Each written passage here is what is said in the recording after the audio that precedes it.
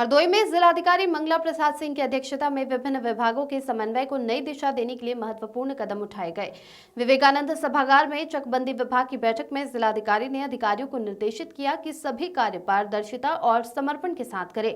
उन्होंने लिंक अधिकारियों की नियुक्ति, अवकाश स्वीकृति में संतुलन, लेखपालों की तार्किक तैनाती और बड़े गाँव में अतिरिक्त लेखपालों की नियुक्ति के निर्देश दिए। चकबंदी कार्य में तेजी लाने और निष्पक्षता बनाए रखने पर जोर देते हुए उन्होंने कहा कि अच्छे कार्य करने वालों को प्रोत्साहन मिलेगा और लापरवाह कर्मचारियों की जवाबदेही तय होगी। इसी के साथ जिलाधिकारी ने राजघाट मेला की व्यवस्थाओं की समीक्षा वर्चुअल माध्यम से की।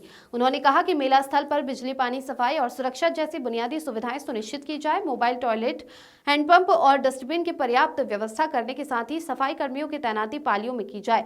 घंटों की नियमित सफाई और 10 स्थानों पर अलाव जलाने की भी हिदायत दी। जनपद के अन्य निकायों का सहयोग लेकर मेले को सुचारू रूप से संचालित करने की योजना पर चर्चा की गई। हरदोई ने फार्मर रजिस्ट्री के कार्य में प्रदेश में एक नई मिसाल कायम की है। जिलाधिकारी ने नए वर्ष की शुरुआत में अधिकारियों को नई ऊर्जा के साथ ही इस कार्य को गति देने का आह्वान किया। जनपद जो शुरुआत में प्रदेश में पीछे था, उसने जिलाधिकारी के नेतृत्व में जौनपुर को पीछे छोड़ते हुए फार्मर रजिस्ट्री में शीर्ष स्थान प्राप्त किया।